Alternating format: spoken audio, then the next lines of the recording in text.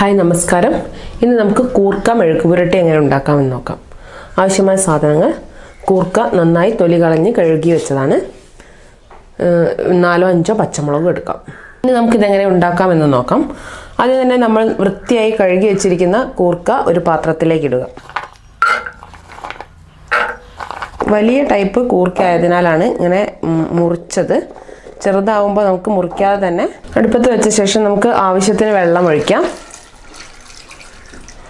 വെള്ളം ഒഴിച്ച് നമ്മൾ നടുവേ മുറിച്ചിരിക്കുന്ന പച്ചമുളക് ഇതിനകത്തേക്ക് ചേർക്കാം.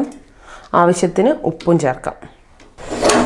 ഉപ്പിട്ട ശേഷം ഒന്ന് നന്നായി ഇളക്കി നമുക്കിത് അടച്ചു വെച്ച് വേവിക്കാം.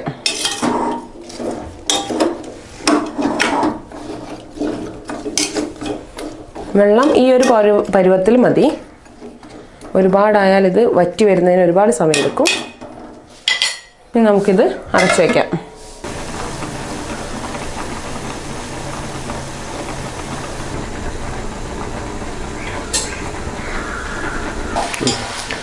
കൂർക്ക ഇപ്പോൾ നന്നായി വെള്ളം വറ്റിയിട്ടുണ്ട്, വെന്തിട്ടുമുണ്ട്. ഇനി നമുക്കിതിനകത്തേക്ക് അല്പം വെളിച്ചെണ്ണ ഒഴിക്കാം. വെളിച്ചെണ്ണ ഒഴിച്ച ശേഷം നമുക്കൊന്ന് നന്നായി ഇളക്കി ഒന്ന് ചൂടായ ശേഷം അല്പം കറിവേപ്പില ഇട്ട് നമുക്കിത് വാങ്ങി വയ്ക്കാം. നമുക്ക് കറിവേപ്പില ഇട്ട് വാങ്ങി വയ്ക്കാം.